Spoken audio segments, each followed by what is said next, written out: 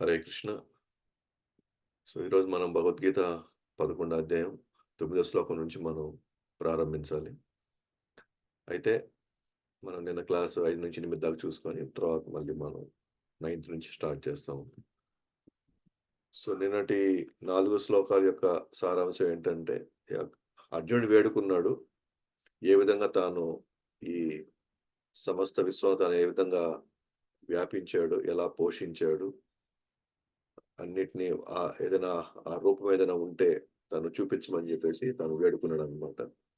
దానికి భగవంతుడు స్పందిస్తూ ఐదో ఐదో శ్లోకంలో, "ఓ అర్జున పృథుకుమార, లక్షలాదిగా ఉన్నటి నానా రకాల దివ్యమైన పలు రంగులతో కూడిన రూపములనే నా విభూతులని ఇప్పుడు చూడుము" అని.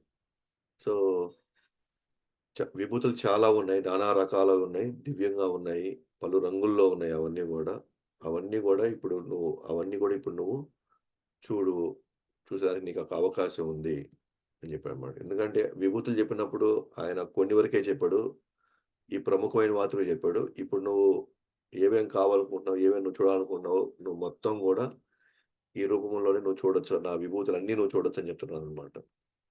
ఆరో శ్లోకంకొచ్చేసరికి ఏ విధంగా దేవతలందరూ గూడా ఆయన యొక్క రూపంలోనే చూడొచ్చని జెప్పేసి, ఇంతకుముందు ఎవ్వరు చూడనటువంటి ఈ అద్భుతమైనటువంటి ఈ విషయాలు, వినని విషయాలు అన్నీ గూడా నువ్విప్పుడు చూడొచ్చని జెప్పేసి, ఆరో శ్లోకంలో చెప్తున్నాడనమాట.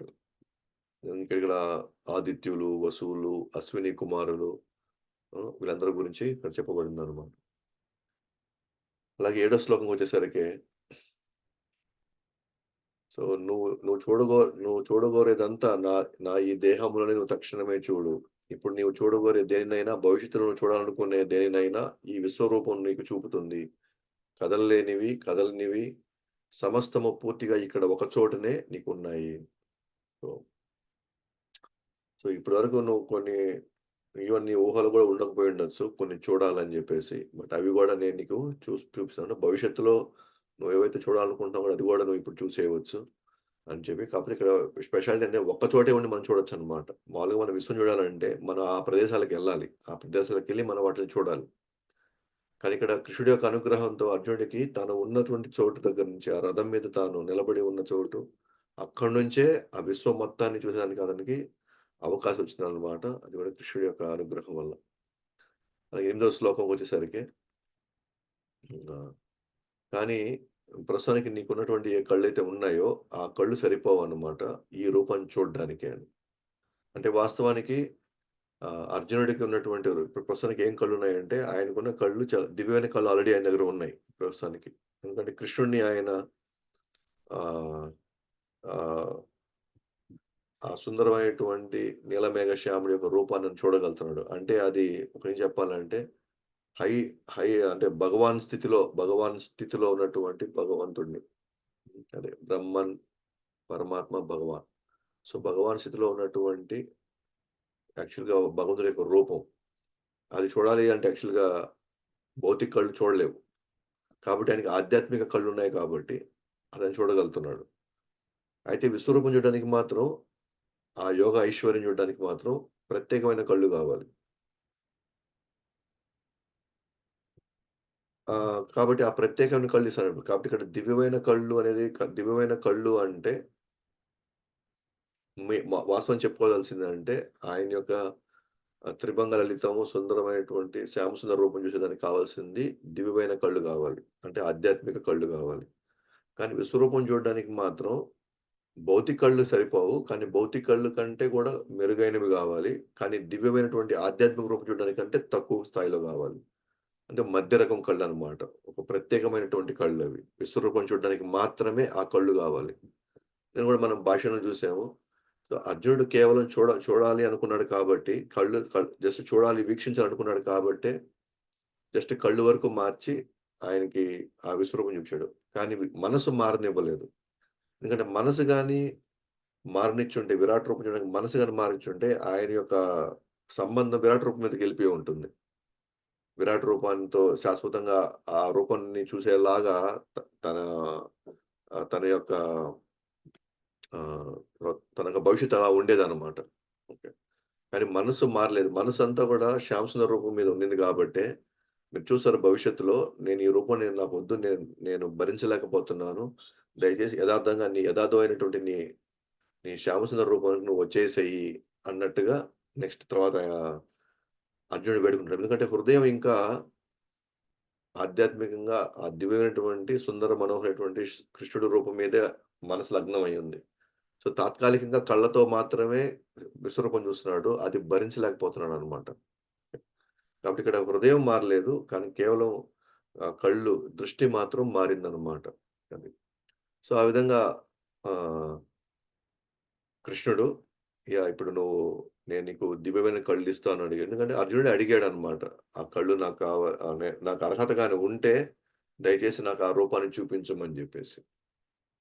కాబట్టి కృష్ణుడు తనకి అర్హత ఇస్తున్నాడనమాట. ఆహ్, ఆ ప్రత్యేకమైన కళ్ళివ్వడం ద్వారా తను చూడ్డానికి ఆ వెసులుబాటు కల్పిస్తున్నాడనమాట. నెక్స్ట్ సెక్షన్‌లోకెళ్తున్నాం. 9-14 సెక్షన్‌లో. సో, అర్జునుడు చూసే విశ్వరూపంను సంజయుడి యొక్క వివరణ. సో, చూస్తున్నదంతా అర్జునుడే చూస్తున్నాడు. అర్జున్‌లో ఉన్నటు ముఖ కవళికలను బట్టి, ఆయనున్న భావాలను బట్టి సంజయుడు ఊహించి చెప్తున్నాడనమాట. కేవలం అర్జునుడి యొక్క ముఖ కవళికలు, ఆయనలో ఉన్న భావాలను బట్టి, ఆయనెలా ప్రతిస్పందిస్తున్న దాన్ని బట్టే సంజయుడు చేసి ధృతరాష్ట్రుడికి వివరిస్తున్నాడనమాట ఆ విశ్వరూపాన్ని. ఎందుకంటే సంజయుడు చూడలేకపోతున్నాడు ఆ విశ్వరూపాన్ని. ఎందుకంటే ఆ కళ్ళిచ్చింది ఎవరికి? కేవలం అర్జునుడికి మాత్రమే అక్కడ కళ్ళిచ్చింది. సో, కాబట్టి కళ్ళిచ్చింది కృష్ణుడికి తప్ప కృష్ణుడికే గాని అర్జునుడికిచ్చాడు కాబట్టి కృష్ణుడు. కాబట్టి ఇక్కడ సంజయుడు కూడా దాన్ని చూడలేదనమాట. అందువల్ల అర్జునుడు చూసే విశ్వరూపంని సంజయుడి యొక్క వివరణ ఉందనమాట ఇక్కడ. ఎవరికి వివరణిస్తున్నాడంటే ధృతరాష్ట్రుడికి వివరిస్తున్నాడనమాట ఇక్కడ.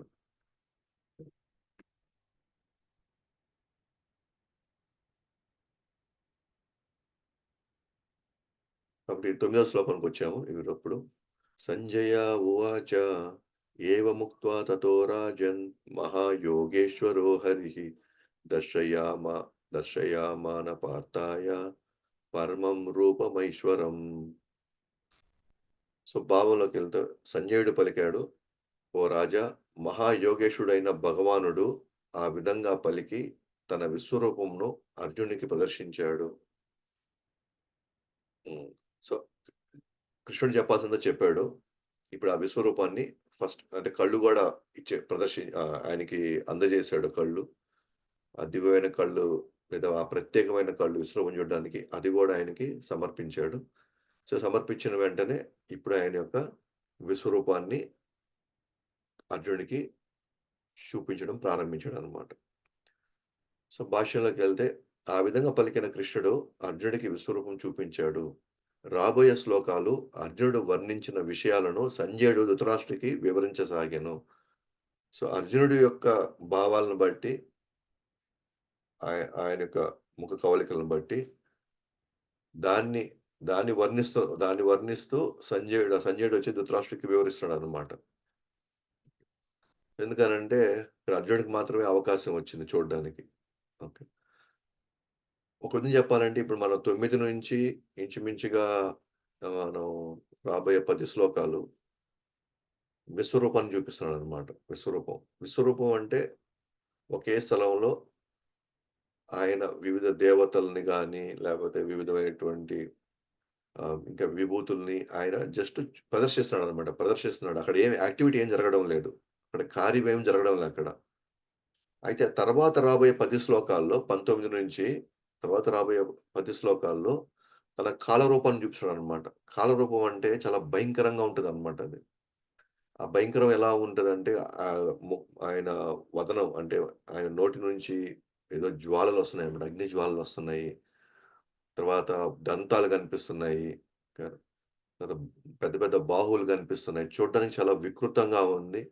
అక్కడ దాంట్లోకి ఆహ్, ఈ కౌరవులందరూ గూడా లోపలికి వెళ్తున్నారనమాట. ఆహ్, యుద్ధంలో ఉన్న అనేక సైనికులు గూడా ఇరు పక్షాలు కొంతమంది తప్ప అందరూ ఆయన నోట్లోకెళ్ళిపోతున్నారనమాట. అది విశ్వరూపమే అది గాని యాక్టివిటీలోకి పడిందంటే, కార్యరూపం దాల్చిందంటే దాన్నే ఏమంటున్నారు కాలరూపం. కాలరూపం ఏం చేస్తుంది? అన్నిటిని నశింపజేస్తుంది. కాబట్టి మొదటి 10 శ్లోకాల్లో ఆయన విశ్వరూపం చూపిస్తున్నాడు. విశ్వరూపం అంటే అదే వేల తలలు, హ్మ్. వేల నేత్రాలు, అలాగే దేవతలు. ఇది ఒక విధంగా చెప్పండి నిలబడి ప్రదర్శిస్తున్నట్టుగా ఉంది. ఇంక వేరే అక్కడ ఏమీ కార్యాలేం జరగడం లే. కానీ కాల రూపంలో కార్యాలు జరుగుతున్నాయి ఇక్కడంతా. అగ్ని జ్వాలలు రావడము, మనుషులంతా గూడా అక్కడికెళ్ళి ఆయన నోట్లోకెళ్ళి మొత్తం వెళ్ళిపోవడము, ఆ పంటి మధ్య నలిగిపోవడము, చచ్చిపోవడము, ఇయన్నీ గూడా అదంతా కూడా కాలరూపం అన్నమాట. అది 19 నుంచి కృష్ణుడు ఎక్స్‌ప్లెయిన్ చేయడం ప్రారంభిస్తాడు. బట్ ముందు మాత్రం ఫస్ట్ విశ్వరూపం చూపిచ్చి, ఆ విశ్వరూపం యొక్క కార్యాలు తర్వాత కాలరూపంలో చూపిస్తాడన్నమాట. అయితే మనం గమనిస్తే గనక అయితే ఫస్ట్ విశ్వరూపం ఎందుకు ఫస్ట్ చూపిచ్చి తర్వాత కాలరూపాన్ని ఎందుకు చూపిస్తాడంటే, సో, విశ్వరూపం చూసిన తర్వాత కొంచెం స్థిరమవుతాడనమాట అర్జునుడు. ఏది అది తట్టుకోవడానికి. ఓకేనా. కాబట్టి మొదట విశ్వరూపం చూపిచ్చి అక్కడ ఎటువంటి కార్యాలు ఆయన చేయడనమాట. కేవలం మనం ఒక విగ్రహానికి 1000 తలలు పెడితే ఆహ్, అలాగే 1000 నోర్లు పెడితే జస్ట్ స్టేబుల్‌గా, స్థిరంగా ఉండే రూపాన్ని చూపించాడనమాట. ఎందుకంటే ఇప్పటిదాకా కృష్ణుడిని కేవలం రథం మీద తన సహచరుడుగా చూసిన వ్యక్తి ఫస్టు వెంటనే కాలరూపంగా చూపించాడనుకోండి. అసలు తట్టుకోలేడు. అండ్ కంప్లీట్‌గా భయభ్రాంతుడై అక్కడి నుంచి అతను పారిపోతాడనమాట. అందువల్ల మొదట విశ్వరూపం చూపించాడు. ఆ తర్వాత తన భయంకరమైనటువంటి కాలరూపాన్ని తర్వాత చూపిస్తాడనమాట. కాబట్టి ఇప్పుడు ఫస్ట్ ఆయన విశ్వరూపం చూపిస్తున్నాడు అర్జునుడికి. హ్మ్. ఎందుకంటే ఆ విశ్వరూపం అర్జునుడికి మాత్రమే కనిపిస్తుంది. అందుకనే సంజయుడు వివరించాల్సొచ్చింది. అర్జునుడి యొక్క ఆయన యొక్క భావాలను బట్టి.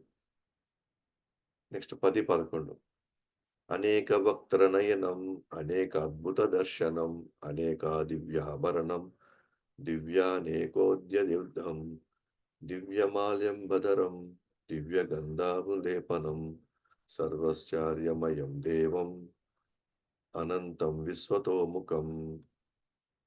సో, భావంలోకెళ్తే అర్జునుడు ఆ విశ్వరూపంలో అనేక ముఖాలను, అనేక నేత్రాలను, అనేక అద్భుతమైన దృశ్యాలను చూశాడు. ఆ రూపము పెక్కు దివ్యమైన ఆభరణాలతో అలంకరించబడి, ఎత్తబడి, పెక్కు దివ్య ఆయుధములను కలిగి ఉన్నది. అతడు దివ్యమైన పూలమాలను, వస్త్రాలను ధరించి ఉన్నాడు. పెక్కు దివ్య గంధాలు అతని దేహాన్ని పూయబడి ఉన్నాయి. అంత ఆశ్చర్యంగాను, ప్రకాశమానంగాను, అపరిమితంగాను, సర్వవ్యాపంగాను ఉన్నది.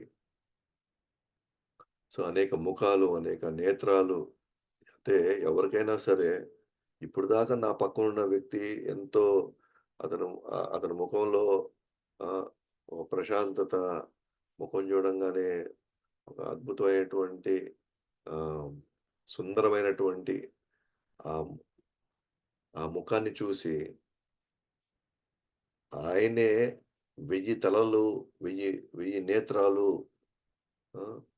ఇంకా పెద్ద ఆభరణాలేసేసుకొని ఆ! ఆయుధాలు పట్టుకొని అంటే 1000 తలలంటే మళ్ళీ 1000 చేతులుంటాయి గదా! అప్పుడు. 1000 అంటే 2000 చేతులుండాలి. 1000 తలలుంటే 2000 చేతులుండాలి. సో, ఈ ఇక్కడున్న ఒక వ్యక్తి తనతో పాటు పక్కనే ఉన్న వ్యక్తి ఒక్కసారిగా విశ్వరూపం చూపిస్తా ఉంటే అది అది వాస్తవానికి మనం ఇప్పుడు ఆలోచించాలి. అర్జునుడు అసల ఆ రూపాన్ని చూసి ఎలా తను అసలు నిలబడగలిగాడసలు అట్లా. సో, ఆన్ ది స్పాట్ కొన్ని క్షణాల వ్యవధిలో తన పక్కనున్న వ్యక్తి ఒక్కసారిగా ఆకాశమంతా కంపించేస్తే, అదే ఆకాశమంతా గూడా ఆయన పూర్తిగా ఆయన్ని వ్యాపించినట్టుగా మొత్తం రూపం అంతా గాని కమ్మేసిందనుకోండి. హ్మ్. మనం ఎలా దాన్ని తట్టుకోగలుగుతాము? అంటే అర్జునుడి యొక్క మానసిక స్థితి ఎలా ఉండుంటదప్పుడు? అంటే ఏది చూడాలో గూడా అతనికి తెలీదనమాట. ఎందుకంటే మొత్తం భయం, కంగారు, ఆందోళన అసలు ఏం జరుగుతుందో గూడా అసలు ఏమి అర్థం గాని ఒక స్థితి అది. కాబట్టి అయితే అర్జునుడు నెమ్మదిగా తేరుకుంటూ ఓకే. ఇవన్నీ తాను గమనిస్తాడనమాట. పూలమాలలు, వస్త్రాలు, గంధాలు మొత్తం గూడా సుగంధాలన్నీ గూడా. సో, ఇవన్నీ గూడా ఆయన చూసాడు. అపరిమితంగానే సర్వవ్యాపకంగా ఉంది. మొత్తం వ్యాపించేసిందనమాట ఆ విశ్వరూపం అంతా గూడా. సో, భాష్యంలోకెళ్తే అనేక అంటే లెక్కవేయలేనన్ని వేల వేల వదనములు మరియు నేత్రాలు. అంటే అనేక అనే పదం వాడారు కాబట్టి ఇంక దానికి ఎన్నని మనం ఎయగలుగుతాము లెక్క. కాబట్టి వేల వేల. సో, ఇలాంటి శ్లోకమే శ్వేతర ఉపనిషత్తులో 3:3లో ఉన్నదనమాట. అక్కడ గూడా రాసుంది. అంటే భగవంతుడి యొక్క రూపము ఆయన్ని మనం పరిమితం చేయలేము. అపరిమితంగా ఉంటుంది ఆయన రూపం అన్నట్టుగా అక్కడ గూడా అనేక ముఖములు, అనేక నేత్రాన్ని గూడా ఆడ గూడా మెన్షన్ చేసిందనమాట. సో, విశ్వమంతా వ్యాపించున్నది. అర్జునుడు కృష్ణుడి దయ వలన ఒక చోటే ఉండి చూడగలుగుతున్నాడు. యెస్. ఒక చోటే ఉండి మొత్తాన్ని కూడా చూడగలుగుతున్నాడనమాట. విశ్వంలో ఏం జరుగుతుంది అనేది ఎలా మొత్తం అమర్చబడింది అయన్నీ గూడా కృష్ణుడు ఎలా దాన్ని అంతటిని కూడా వాటన్నిటికి ఆశ్రయం ఇస్తున్నాడో ఇవన్నీ గూడా చూడగలుగుతున్నాడనమాట. అట్లా 12 శ్లోకంలోకెళ్తే దివి సూర్య సహస్రస్య భవేద్యుగపదుదితా యది వా సదృశీ సా స్యాత్ భవంతస్య భవస్తస్య మహాత్మనః. సో, భావంలోకెళ్తే ఆకాశంలో లక్షలాది సూర్యులు ఒకేసారి ఉదయిస్తే వాటి కాంతి ఆ విశ్వరూపంలోని పరమపురుషుని తేజస్సును పోలుతుంది. తేజమును పోలుతుంది. సో, లక్షలాది సూర్యులు ఒకేసారి ఉదయిస్తే వాటి కాంతి ఎంతుంటుంది? ఆ విశ్వరూపంలో ఆ పరమపురుషుని యొక్క తేజస్సు గూడా అలాగే ఉందంట. సో, మనం ఈ కళ్ళతో ఒక్క సూర్యుడినే మనం తట్టుకోలేకపోతున్నాము. అలాంటిది లక్షలాది సూర్యులు అందుకే ఇక్కడ అనేక అని పెట్టారు కాబట్టి 1000 అని గూడా కాదు మనకిక్కడ. సో, లక్షలాది సూర్యులు ఒకేసారి గాని ఉదయిస్తే ఎంత కాంతంటే మనం ఏం భరించగలుగుతాం అసలు. హ్మ్. ఈ భౌతిక శరీరానికి లేదా ఈ భౌతిక శరీరంలో ఉన్న అవయవాలు ఎంతవరకు దానికి తట్టుకోగలుగుతాయి అసలు. సో, అందుకే ప్రత్యేకమైన కళ్ళు ఇవ్వాల్సిన పరిస్థితొచ్చేసింది. ఆ కళ్ళున్నాయి. ఆ ప్రత్యేకమైన కళ్ళొచ్చాయి కాబట్టి దీన్నంతా చూడగలదు. లేకపోతే ఒక సూర్యుడిని చూసినప్పుడు 2 నిమిషాలు చూస్తేనే మనకొకసారి ఏమి కనపడదనమాట ప్రపంచం అంతా ఇంకా. ఒకసారి అటు చూస్తే. కొంత సమయం పడుతుంది మనకి తేరుకొని మళ్ళీ సాధారణ స్థితికి ఆ కళ్ళు సాధారణ స్థితికి రావడానికి. అలాంటిది లక్షలంటే మనం ఆలోచించాల్సిందంటే భగవంతుడు కృష్ణుడి యొక్క ఆయన యొక్క శక్తి ఏంటి అసలు? అట్లాంటి అట్లాంటి దేవాది దేవుడు, నేను తలుచుకుంటున్నాను. అట్లాంటి దేవాదేవుడికి దేవుడు నాకు ఆశ్రయం ఇస్తున్నాడు. నాకు తోడుగా ఉన్నాడు. అంటే సర్వం ఆయన యొక్క ఆధీనంలోనే ఉంది. కాబట్టి నేను నా రక్షణకి ఇంక ఏ డోకా లేదు. నా రక్షణకింక.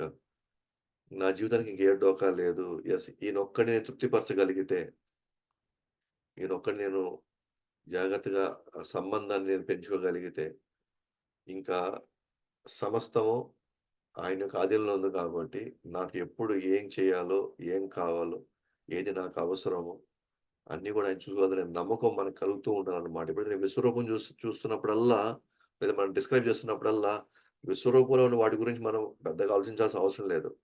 మనం ఎంతసేపు ఆలోచించాల్సిందేంటంటే, సో, ఈ దేవాది దేవుడికి దగ్గర నా జీవితం సురక్షితంగా ఉందా? సో, ఈ దేవాది దేవుడు నన్ను కాపాడేదానికి ఈయన దగ్గర ఆ శక్తి ఉందా? లేదా? నా నా కర్మలు మార్చడానికి ఈయన దగ్గర ఆ శక్తి ఉందా? లేదా? ఏ పరిస్థితిలో అయినా సరే నన్ను బయట వేయగలటువంటి శక్తి ఈయన దగ్గర ఉందా? లేదా? అద ఆ కోణం నుంచి మనం ఆలోచిస్తుండాలి. ఎందుకంటే, మనకి విశ్వరూపం మీద మనకు పెద్దగా ఇంట్రెస్ట్ ఉండదు మనకి. మనకంతా గూడా మన దృష్టంతా ఎక్కడుండాలి అనంటే, కృష్ణుడి అనంత విశ్వాన్ని తానే తానే మొత్తాన్ని గూడా పోషిస్తున్నాడు, నడిపిస్తున్నాడు. ఇక్కడ అన్నీ గూడా తన ఆజ్ఞ మేరకే ఉన్నాయి. అవతారాలైనా సరే, దేవతలైనా సరే, ఋషులైనా సరే, ఏదైనా సరే ఆయన యొక్క ఆధీనంలోనే ఉంది. ఆయన యొక్క ఆజ్ఞ మేరకే ఇయన్నీ నడుస్తున్నాయి అనేటువంటి విషయం. అలాంటప్పుడు ఈ ప్రపంచంలో నాకు ఏదైనా సరే ఒక అవరోధం వచ్చింది, ఒక ఆటంకం వచ్చినా సరే, అది భగవంతుడి పెద్ద విషయమే కానే కాదు అనేటువంటిది మనం ఎప్పుడు గూడా గుర్తుపెట్టుకోవాలనమాట. సో, ఆ దృష్టిలో మనం ఇవన్నీ వినాలి తప్ప మిగతాది 1000 తలలున్నాయి, లేకపోతే ఇంత 1000 నేత్రాలున్నాయి, అనంతంగా ఉంది ఆయన రూపము. యెస్. అవన్నీ ఉన్నాయి. బట్ మధ్యలో నాకు ఆయనకున్న సంబంధం గూడా మనం అది ఎప్పుడు గుర్తుపెట్టుకుంటూనే ఉండాలనమాట మనం. కటి భాష్యంలోకెళ్తే, ఆ రూపము అద్వితీయమైన వెలుగు వెదజల్లుతుందని ఈ శ్లోకం వర్ణిస్తా ఉంది. అంటే ఒకేసారి ఆకాశం నుండి 1000 సూర్యుల ప్రకాశవంతమైన కాంతి ఆ రూపం నుండి వెదజల్లుతుంది. ఇది అనేక వైభవాల్లో ఒక వైభవం. అంతే గదా! అనేక విభూతులున్నాయి. అలాగే అనేక వైభవాలున్నాయి. లక్షలాది సూర్యులని జెప్తున్నారక్కడ. లక్షలాది సూర్యులు.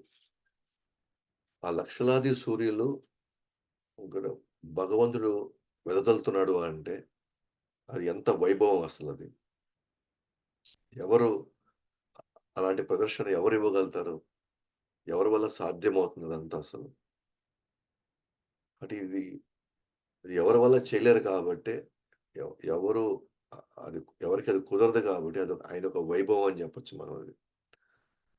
వాస్తవానికి 1000 సూర్యుల ప్రకాశం భగవంతుడి దివ్యమైన అద్వితీయ రూపంలో ఒక వైభవం పోల్చరనేది అయినప్పటికీ ఇక వేరే రూపకం లేదు. వాస్తవానికి భగవంతుడి నుంచి వచ్చేటువంటి అద్భుతమైనటువంటి ఆ రూపంలో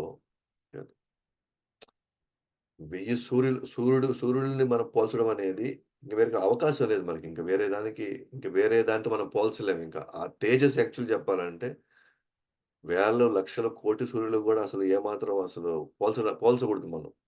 అంటే ఎందుకంటే అది కంప్లీట్‌గా దివ్యమైందనమాట. అంటే ఆయన నుంచి వచ్చేటువంటి ఏదైతే తేజస్సు ఉందో దానికి సూర్యుడి నుంచి వచ్చే తేజస్‌కి అసలు రెండిటికి అసలు పోల్చడానికి లేదు. కానీ మనకి వేరే అవకాశం లేదు. ఇక వేరే రూపకం మన దగ్గర లేదు. ఎట్లా మనం పోల్చాలి దానికి? ఎట్లాగైతే కృష్ణుడి యొక్క వ ఆహ్, ఆయన యొక్క కలర్ ఏదైతే ఉందో మనం ఎంతసేపు మన దగ్గర నల్లటి మేఘాలతో మనం పోలుస్తామే తప్ప, నిజంగా మేఘ శ్యామం అనేది అసలు లేదు అసలిక్కడ. కాబట్టి ఇంక తప్పదు. ఉన్నదాంతో మనం కొంతవరకు పోల్చుకొని, ఓకే. బహుశా ఈ విధంగా ఉండుండొచ్చేమో అనేటువంటి మనం ఒక సారాంశానికొచ్చేయాలి మనం. కాబట్టి ఇక్కడ వేల సూర్యులైనా, లక్షల సూర్యులైనా సరే ఇంక వేరే అవకాశం లేదు మనకి. కృష్ణుడి నుంచి వచ్చే తేజస్సు చెప్పడం. కాకపోతే ఇప్పుడు అలాగే మనం పోల్చుకోవాలింక. ఎందుకంటే సూర్యుడికి మించిన తేజస్సు మనం చూడం గాబట్టి ఇంక. కాబట్టి ఇంక మనకు ఆ విధంగా వర్ణించాల్సిన పరిస్థితి ఈవెన్ మన సంజయుడు గూడా అదే విధంగా వచ్చింది.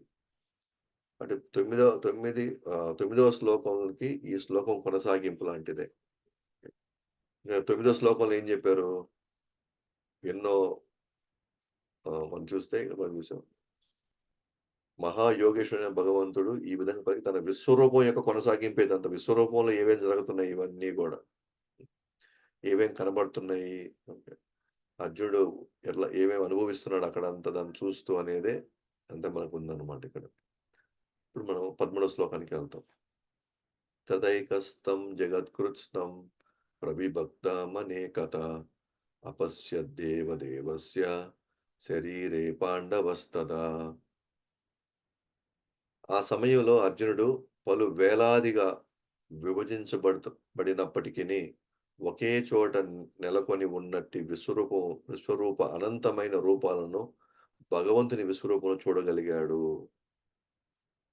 యెస్. యాక్చువల్‌గా ఒక్కొక్క విభూతి ఇక్కడంతా గూడా యాక్చువల్‌గా అవి విడివిడిగా ఉండేటివి. వేరు వేరు స్థానాల్లో ఉండేటివి ఇయన్నీ గూడా వాస్తవానికి. కానీ ఇవన్నీ ఒక్కచోటే భగవంతుడు కృష్ణుడికి దర్శనమిస్తున్నాడు. అలాగే విడివిడిగా ఉన్నాయి.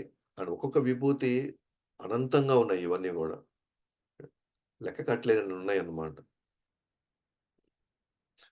కాబట్టి అవన్నీ యాక్చువల్‌గా విడిపోయినప్పటికీ ఒకటి అనంతమైనటువంటి అనంతంగా అవి ఉన్నప్పటికి గూడా వాటన్నిటిని గూడా ఒక్క చోటన బెట్టి అర్జునుడు వాటన్నిటిని కూడా చూడగలుగుతున్నాడన్నమాట విశ్వరూపం అంతా. అది కేవలం అది కృష్ణుడి యొక్క అనుగ్రహం వల్లనే జరుగుతా ఉంది.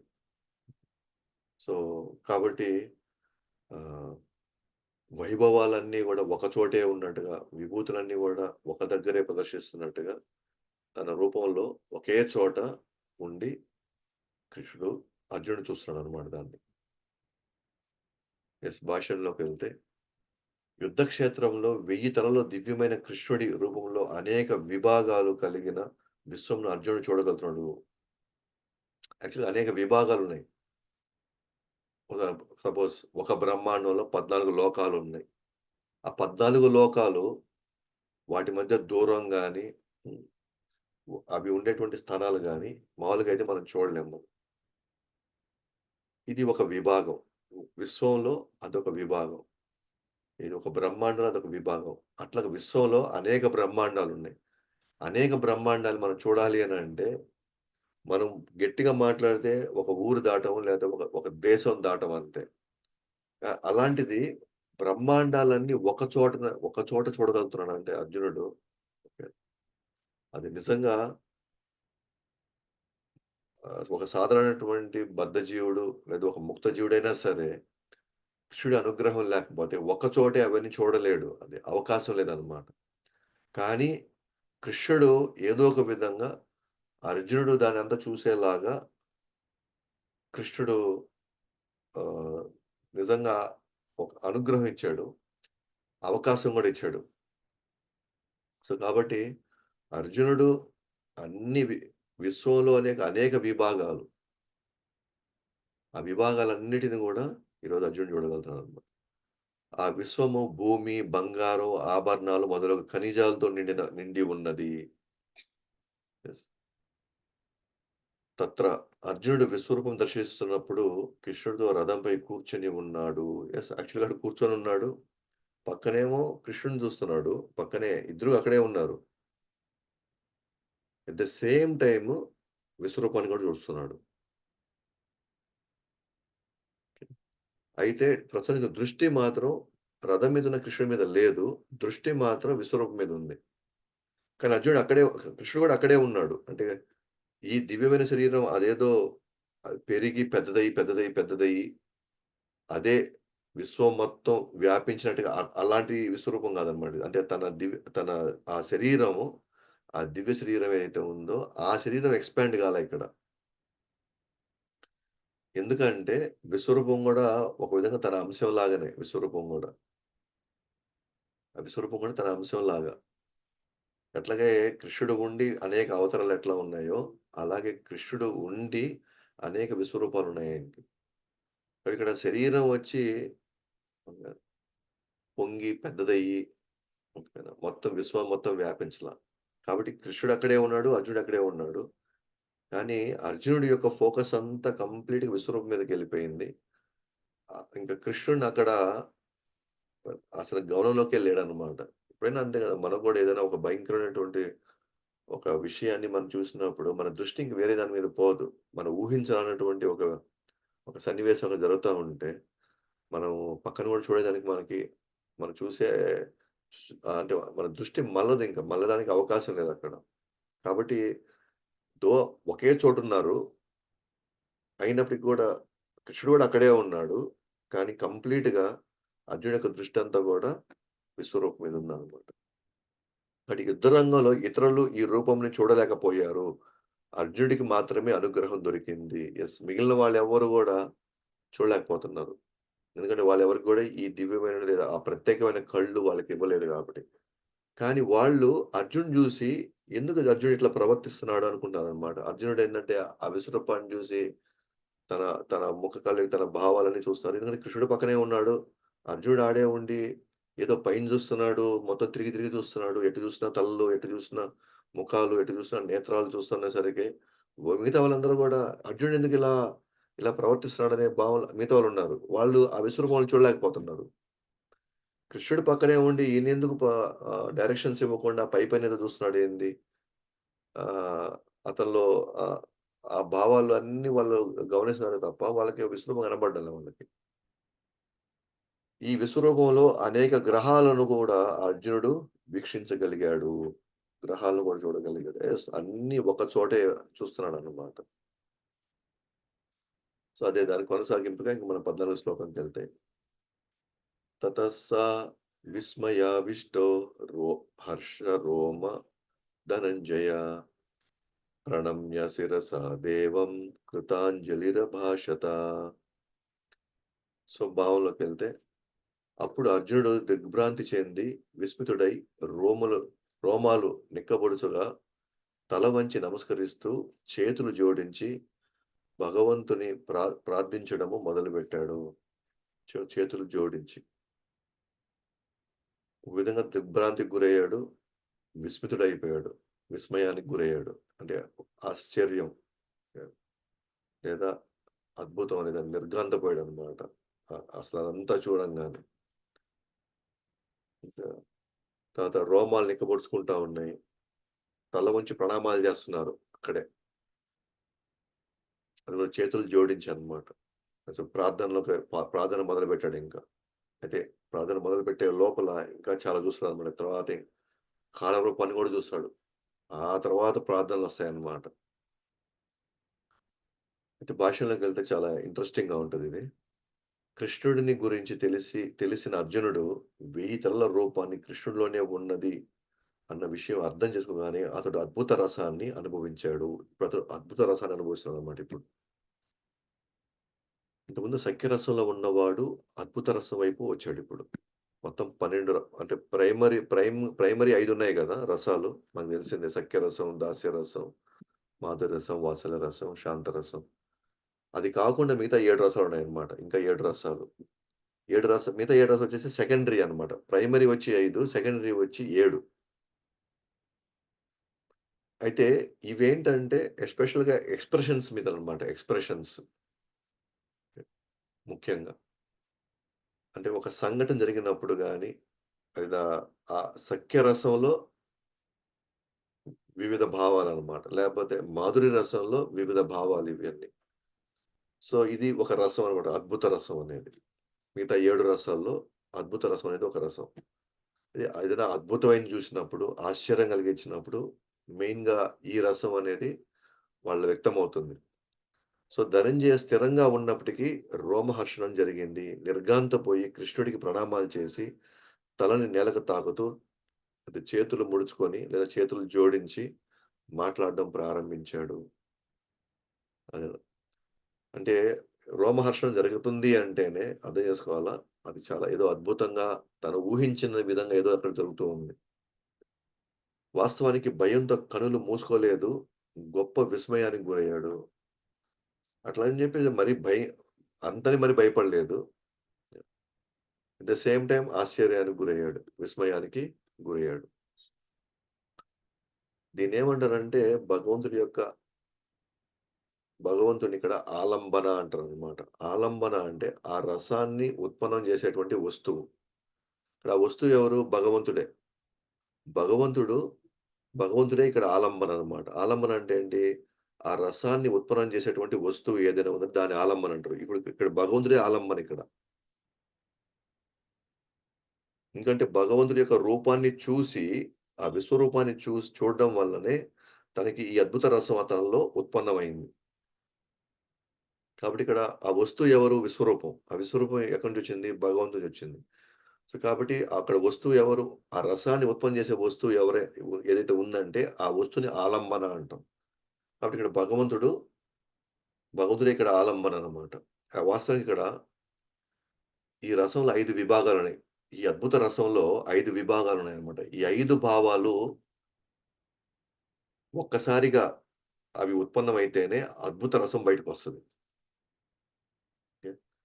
కాబట్టి ఈ రసంలో 5 విభాగాలు చూస్తాం. 5 భాగాలు. సాత్విక భావ, అనుభావ, సంచారి భావ, విభావ, స్థాయి భావ. ఇవన్నీ గూడా మనకి భక్తి రసాంశ సింధులో వస్తాయమ్మా ఇవన్నీ గూడా. సో, మిగతా 7 రసాలు 5 రసాలు మనం చర్చించుకునేటివే. మిగతా 7 రసాలు మాత్రం మనకి భక్తి రసాంశ సింధులో వస్తుంది. కాబట్టి సాత్విక భావ, అనుభావ, సంచారి భావ, విభావ, స్థాయి భావ. సో, విభావలో 2 భాగాలున్నాయి. ఒకటి ఆలంబన, 2 ఉద్దీపన. ఇందాక చెప్పాం ఆలంబన అంటే వస్తువు. కదా! ఆలంబన అంటే ఆ వస్తువు. ఇక్కడ ఆ వస్తువు ఎవరు? కృష్ణుడు. ఉద్దీపన అంటే ఆ రసాన్ని ప్రేరేపించేది. ఆ రసాన్ని ప్రేరేపించేదాన్ని ఉద్దీపన. ఉద్దీపన అంటే మనలో ఆహ్, ద ఆ యొక్క ఛాయలు అక్కడ ప్రారంభం అవ్వడం అన్నమాట. ఎప్పుడైతే అర్జునుడు కృష్ణుడిని పదే పదే చూడడం చూడడం జరిగిందో అది ఉద్దీపనకి దారితీసింది. సో, అర్జునుడు ఆ విశ్వరూపాన్ని పదే పదే చూడడం వల్ల, ఆ రూపాన్ని చూడడం వల్లనే లోపల నుంచి ఈ రసం బయటకొచ్చింది. ఎవరిని చూసి బయటకొచ్చింది? విశ్వరూపం చూసి బయటకొచ్చింది కాబట్టి, విశ్వరూపం అనేది ఆలంబన. చూడడం వల్ల అర్జునుడు పదే పదే రూపం చూడడం వల్ల లోపల నుంచి ఆ అద్భుత రసం కావాల్సినటువంటి ప్రేరణ అక్కడ ప్రారంభమైందనమాట. కృష్ణుడిలో హృదయం నుంచి ఆ రసం. దాన్నేమంటారు? ఉద్దీపన్. అంటే ఆహ్, దాన్ని ఇంగ్లీష్‌లో ఇనిషియేట్ అంటారనమాట. ఇనిషియేట్ అంటే దా మొదటగా అక్కడి నుంచి ప్రారంభమైంది అది. తర్వాత మిగతా, మిగతా విభాగాలు లైక్ సాత్విక భావ, అనుభావ, సంచారి భావ, స్థాయి భావ, విభావ. సో, ఫస్ట్ మనం చర్చించుకునేది విభావ గురించి. విభావలో 2 భాగాలు. ఒకటి ఆలంబన అంటే ఏ వస్తువుని చూసి అది. చూడడం వల్ల వచ్చినటువంటి రసం ఏదైతే ఉందో, ఆ రసాన్ని ప్రేరేపించేదంతా కూడా చూడడం వల్ల వచ్చింది. అక్కడ ప్రారంభమైంది. ఆ తర్వాత అది తర్వాత అది మల్టిప్లై అయ్యి ఆ తర్వాత అద్భుతమైనటువంటి మనలో ప్రభావం చూపించేంత రసము తర్వాత ఏర్పడిందనమాట. మొదట్లో స్టార్ట్ అయింది. చూసేటప్పుడు ఉత్పన్నమైనటువంటి లోపల భావం అనమాట అది. సో, ప్రణామాలు అర్పించడం గాని, చేతులు ముడుచుకోవడం లేదా చేతులు జోడించడం గాని దీన్ని అనుభావ అంటారు. ఎప్పుడైతే ఆలంబన అక్కడుంది, ఉద్దీపన జరిగింది. ఉద్దీపన జరిగిన తర్వాత, సో, తర్వాత ఆటోమేటిక్‌గా తనలో ప్రణామాలు చేసేటువంటి కార్యం వెంటనే అది స్టార్ట్ అయింది ఇంకా. చేతులు జోడించేది. నెక్స్ట్ స్టార్ట్ అయింది. విభావ తర్వాత నెక్స్ట్ లైన్‌లో ఏమొచ్చింది? అనుభవం వచ్చింది. ఎప్పుడైతే ఇది జరిగిన తర్వాత నెక్స్ట్ రోమహర్షణం జరిగింది. రోమహర్షణం అంటే దాన్ని సాత్వికీ భావ అన్నమాట. సాత్విక భావం. ఎప్పుడైతే జరిగిందో ఓకే. తనలో మనసులో కలిగే భావాలు తర్వాత తనలో ఆనందము ప్లస్ స్థిరత్వం 2 వచ్చాయన్నమాట తనలో. సంచారి భావ. ఆ తర్వాత విస్మయం పోవడం లాస్ట్‌కి అది నిజంగా ఒక ఆశ్చర్యం కలిగించే విధంగా ఒక అది స్థాయి భావం. ఇదొక నిర్ఘాంతపోయేట్లాగా జరిగింది. ఇదంతా ఏంటి? స్థాయి భావ. సో, అనుభావ, సాత్విక భావ, సంచారి భావ, స్థాయి భావ. ఇదంతా కలుపుకొని చూస్తే గనక విభావ. ఈ 5 ఒక్కసారిగా అవి వెంటనే జరగడం వల్ల ఓకేనా? అందుకని ఈ 5 భావాలు కలిసి ఒక దగ్గరికి వచ్చినప్పుడు అప్పుడే అది అద్భుత రసం తయారవుతుంది. అద్భుత రసం అవుతుందనమాట. కాబట్టి ఇది అంతర్గతంగా జరిగేటువంటి అనేక భావాలనమాట. ఒక విషయాన్ని మనం చూసినప్పుడు దాంట్లో మనం ఎక్కడో దగ్గర లోపల దానికి మనం ఆకర్షితులయ్యి లేదా మనం ప్రేరేపింపబడినప్పుడు ఒక్కోటొకటొకటిగా మన చేతులు, కాళ్ళు మన యొక్క బాహ్యంగా మన ఏవైతే మనం చేసేటువంటి అనేక ఏవైతే మన సిగ్నల్స్ చూపిస్తామో చేతులతో గాని, కాళ్ళతో గాని ఇవన్నీ గూడా ఓకేనా. లోపల నుంచి ఆ ఉద్దీపన జరిగింది. ఆలంబన, ఉద్దీపన 2 ఉన్నాయి గాబట్టి ఆడ నుంచి స్టార్ట్ అయ్యి అది శరీరమంతా వ్యాపించి చేతులు జోడింపబడ్డము, రోమహర్షణ జరగడము ఇయన్నీ జరుగుతున్నాయన్నమాట. లేతే ప్రణామాలు జేయడము ఇయన్నీ జరుగుతున్నాయన్నమాట ఇక్కడ. వాస్తవానికి భక్తులు కృష్ణుడి సంబంధాల నిధి అని పేర్కొనబడింది. కృష్ణుడు ఎవరు? సంబంధాల నిధి ఆయన. అంటే రిజర్వాయర్ ఆఫ్ రిలేషన్‌షిప్స్. కాబట్టి ఆయనలో 12 రకాల సంబంధాలు కొలువున్నాయి. నేను జెప్పాను గదా! 5 రసాలు ప్లస్ ఇంకొక 7 రసాలు. మొత్తం 12 రసాలకి 12 రకాల సంబంధాలున్నాయి ఆయనకి. 12 రకాల సంబంధాల్లో ఆ సమయంలో అర్జునుడిని విస్మయ సంబంధం ప్రేరేపించగలిగింది. విస్మయానికి గురయ్యాడు. సో, ఆ రసం బయటకొచ్చింది ఫైనల్‌గా. లేదా ఆ సంబంధం బయటకొచ్చిందిప్పుడు. అర్జునుడు సఖ్యరసాన్ని ఈ అద్భుత రసం కప్పివేయడంతో గౌరవంతో కూడుకున్న ప్రణామాలు చేస్తాడు. సో, సఖ్యరసాన్ని ఈ అద్భుత రసం కప్పేసిందనమాట. ఎప్పుడైతే ఈ సఖ్యరసాన్ని అద్భుత రసం కలిపేసిందో, అందుకే అక్కడ బోయి ఆయన ప్రణామాలు జేయడం గాని, నమస్కరించడం గాని, ఎందుకంటే జనరల్‌గా ఫ్రెండ్‌షిప్‌లో ఉన్నప్పుడు ప్రణామాలు ఎవరు చేయరు గదా! సాష్టాంగ ప్రణామాలు జేయడము, వేడుకోవడము, చేతులు జోడించుకోవడం అని ఇట్లాంటివి అసలు జరగవు. ఫ్రెండ్స్ దగ్గర బోయి ఎవడు ఇట్లా ప్రవర్తిస్తాడు? అయితే ఇక్కడ ఏం జరిగింది?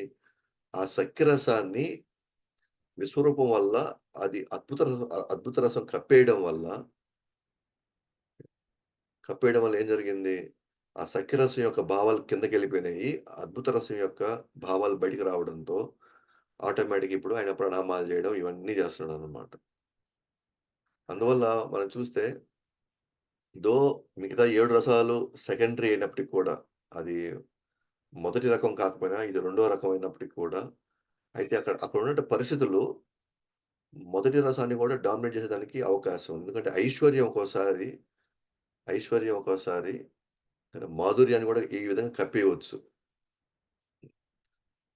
కానీ ఒక వ్రజవాసుల్లో తప్ప మిగతా వాళ్ళందరిలో ఎవరిలో అయినా సరే అది ద్వారకా వాసులు గావచ్చు, మథురా వాసులు గావచ్చు, లేకపోతే హస్తినాపూర్ వాసులు గావచ్చు, వాళ్ళందరిలో గూడా ఓకేనా. ఒక్కోసారి ఈ అద్భుత రసాలు మిగతా 7 రసాలు వాళ్ళు వాటికి గురయ్యి ఒక్కోసారి వాళ్ళు భగవంతుడి యొక్క అసలైనటువంటి భావాన్ని అసలైనటువంటి ఆ సంబంధాన్ని కప్పేయడానికి అవి అవకాశం అనేది కాబట్టే మిగతా వాళ్ళంతా గూడా కృష్ణుడిని గౌరవించడం గాని, కృష్ణుడిని ప్రణామాలు జేయడం ఆ విధంగా జరుగుతుంది. కానీ ఒక్క వ్రజవాసులు తప్ప. వ్రజవాసుల్లో మాత్రం ఇవేవి అసలు వాళ్ళ దరిదాపులకు గూడా రావు. అందుకే వాళ్ళెప్పుడు గూడా కృష్ణుడిని అసలు భగవంతుడిగానే వాళ్ళసలు స్వీకరించరు వాళ్ళు. పొరపాటున గూడా. అయితే మనలాంటి బద్ధజీవులు లేదా సాధకులు లేకపోతే అటువంటి సంబంధం లేని వాళ్ళు కానీ వివిధ స్థాయిల్లో భక్తులు కూడా మిగతా రసాలు వచ్చి డామినేట్ జేసి కృష్ణుడిని ఐశ్వర్య భావంతో చూసేదానికి అవకాశం ఉందనమాట.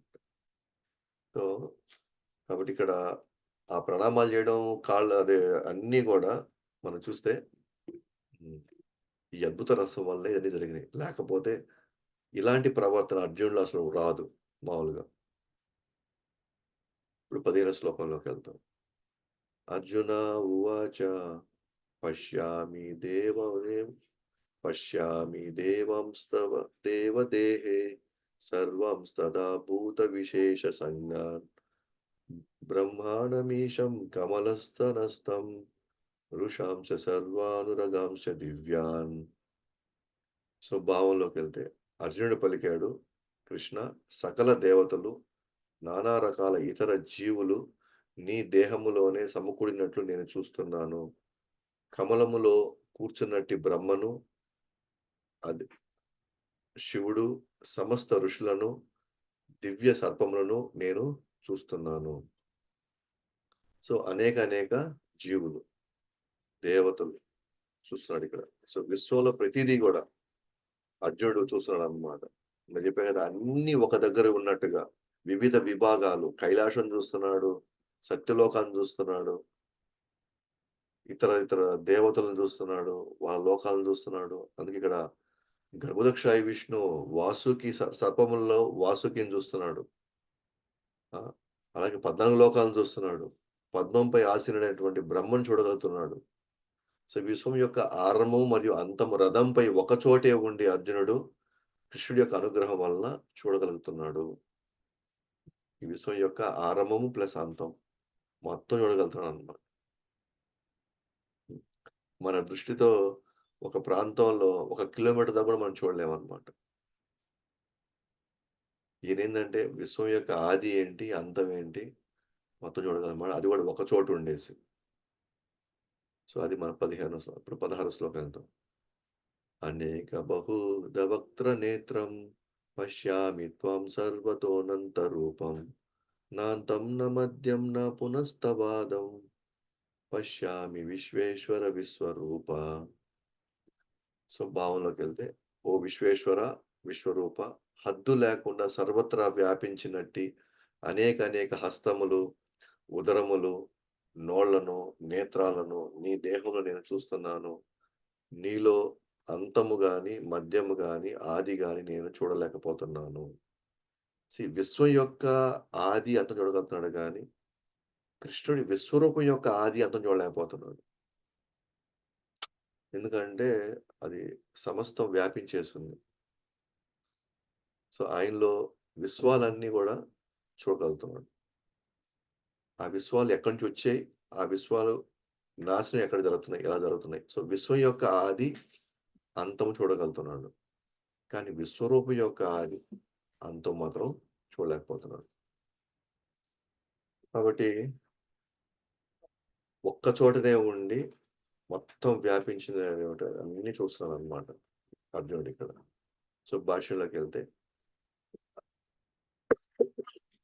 అర్జునుడు ఆ విశ్వరూపంలో దేవతలు మరియు ఇతరులను గూడా చూస్తున్నాడు. కృష్ణుడు అనంతుడు మరియు దేవాదేవుడు. ఆయన ద్వారా మొత్తం అర్జునుడు చూడగలుగుతున్నాడు. సో, 17 శ్లోకం. ఇదంతా గూడా మొదటి 10 శ్లోకాల్లో కృష్ణుడు విశ్వరూపాన్ని ఇంకా ఏం కార్యాలు దాంట్లో స్టార్ట్ గాల ఇంకా. కార్యాలేం స్టార్ట్ గాల. ఉన్నదున్నట్టుగా వాటన్నిటిని ఎటువంటి కదలికలు లేవు గూడా ఇప్పుడు ప్రస్తుతానికి ఆ విశ్వరూపంలో. కేవలం ఆహ్, అర్జునుడు చూస్తున్నవన్నీ తాను వివరించుకుంటూ వస్తున్నాడనమాట. ఇప్పుడు 17 శ్లోకంలో. కిరీటినం గతినం చక్రిణం చ తేజోరాశిం సర్వతో దీప్తిమంతం పశ్యామి త్వం దుర్నిరీక్షం సమస్తాత్ దీప్తానలార్దుత్తిమ ప్రమేయం. సో, భావంలోకెళ్తే జ్వలించు అగ్నిలాగా లేదా అపరిమితమైన సూర్యకాంతిలాగా అన్ని దిక్కుల్లో ప్రసరిస్తున్న తేజోమయమైన కాంతి కారణంగా నీ రూపమును చూడడం అతి కష్టంగా ఉన్నది. అయినా పెక్కు కిరీటములతో గదలతో చక్రములతో శోభితమైన ఈ తేజోమయ రూపమును నేను సర్వత్రా చూస్తున్నాను. సో, జ్వలించు అగ్నిలాగా మొత్తం ఎక్కడ చూసినా సరే సూర్యకాంతి కనబడదు. ఇప్పుడే చూడలేకపోతున్నాననమాట. ఇంకా సరిపోవడం లేదు. చూసాడు ఇప్పటిదాకా అంతే అన్నీ గమనిస్తున్నాడు. ఆ విశ్వంలో, ఆ విశ్వరూపంలో గమనిస్తున్నాడు. కానీ ఇంకా అతనికి కష్టమైపోతుంది. ఇంకా అతనికి కళ్ళు ఇంక సహకరించడం లేదు అతనికి ఇంకా. అయినప్పటికి గూడా ఇంకా తను మాక్సిమం ట్రై చేస్తున్నాడనమాట. ఈ కిరీటాలు చూస్తున్నాడు, గదలు చూస్తున్నాడు, చక్రాలు చూస్తున్నాడు, చక్రములు చూస్తున్నాడు, అన్నీ చూస్తున్నాడనమాట అక్కడ. వాటి భాష్యంలోకెళ్తే గనక విశ్వరూపం మామూలుగా చూసేంత శక్తి సామాన్యులకు అర్హత లేదు. కనుక అర్జునుడికి కృష్ణుడు దివ్య దృష్టిని అందించిన కారణంగా అర్హత సాధించాడు. ఆ రూపం నుండి అన్ని వైపులా భయంకరమైన జ్వాలలు వెదజల్లడం కారణంగా చూడడం చాలా కష్టంగా ఉన్నది. వర్ణించడం గూడా చాలా కష్టంగా ఉంది. సో, ఇప్పటిదాకా హ్మ్. ఒక స్థిరమైనటువంటి స్థితిలో ఉన్నాడు అర్జునుడు. అయితే ఎప్పుడైతే ఇప్పుడు యాక్టివిటీ స్టార్ట్ అవుతుందింక. అంటే జ్వాలలు రావడం ప్రారంభం అవుతుంది ఇక నుంచి. ఎప్పుడైతే ఆ జ్వాలలు రావడం, ఇంకా ఆయన యొక్క తేజస్సు ఇంకా విపరీతంగా పెరగడం వల్ల, ఇంకా ఆయనకి ఆ రూపాన్ని వర్ణించడం గూడా కొంత కష్టమైపోతుందతనికి. సో, అది చూస్తాం 18 శ్లోకంలో. త్వమక్షరం పరమం వేదితవ్యం త్వమస్య విశ్వస్య పరం నిదానం త్వమవ్యయః శాశ్వత ధర్మగోప్తా సనాతనం స్వం పురుషో మతో మే. నీవే పరమోత్కృష్టమైన ఆది లక్ష్యానివి. ఈ సమస్త విశ్వానికి నీవే చరమ ఆధారానివి. నీవు నశించని వాడవు. నీవు సనాతనుడవు. నీవే నిత్యమైన ధర్మమును పోషించే దేవదేవుడవు. ఇది నా అభిప్రాయం. యెస్. ఒక విధంగా ఒక విధంగా చెప్పాలంటే ఆయనకి యెస్. ఈయన అన్ని విభూతులు ఈ విధంగా ప్రవేశించాడు. కృష్ణుడు అన్ని విభూతులు ఈ విధంగా ప్రవేశించాడు. యెస్. కాబట్టి ఇంక కృష్ణుడే లక్ష్యం ఇంకా. ఇందాక మాటల్లో చెప్పాడు 10వ అధ్యాయంలో. ఇప్పుడు నిజంగా దాన్ని చూపిస్తున్నాడు. ఇప్పుడు శివుడు ఒక విభూతి. బ్రహ్మ యొక్క విభూతి, ఇతర దేవతల యొక్క విభూతులు, వీళ్ళంతా విభూతులు. ఆ విభూతులన్నిటికి ఆధారం ఎవరు? కృష్ణుడని అర్థమైపోయింది. అందరి లక్ష్యం ఎవరు? కృష్ణుడని అర్థమైపోయింది. అలాగే నశించినవాడు, సనాతనం ఎప్పటినుంచో ఉండేవాడు, నిత్యమైన ధర్మాన్ని పోషించేవాడు గూడా నువ్వే అని జెప్పేసి ఇప్పుడు కన్ఫర్మ్ జేస్తున్నాడన్నమాట. యెస్, ఇది నా అభిప్రాయం. నేను చూడగలుగుతున్నాను అని. సో, మనం చెప్పుకున్నట్టుగా అర్జునుడు ఈ పరంపరకి ఫస్ట్ శిష్యుడు గాబట్టి డెఫినిట్‌గా తన మీద ఎక్కువ బాధ్యత ఉంది. ఎందుకంటే కృష్ణుడిని ఎన్ని రకాలుగా తన నెక్స్ట్ రాబోయే తరానికి చూపిచ్చాలో, ఆయన నిజంగా దేవాదేవుడైనటువంటి ఆ విషయాన్ని ఫస్ట్ తాను కన్ఫర్మ్ జేసుకొని, ఆ కన్ఫర్మేషన్‌లోనే మనకు గూడా కన్ఫర్మ్ జేస్తున్నాడన్నమాట. మనకి మన అర్జునుడు. కాబట్టి తన బాధ్యత తీసుకున్నాడన్నమాట. తను చూసేదంతా గూడా నేనేదో ఇక్కడ మ్యాజిక్ చూడడం లేదు. ఏదో కేవలం ఒక ఇంద్రజాలం లాంటిది ఏం లేదిక్కడ. ఇది నిజంగానే వాస్తవంగానే ఈ ఈ రూపాన్ని కృష్ణుడు తాను ఉండి ఇదంతా గూడా నాకు చూపిస్తున్నాడు. ఇది వాస్తవం ఇది.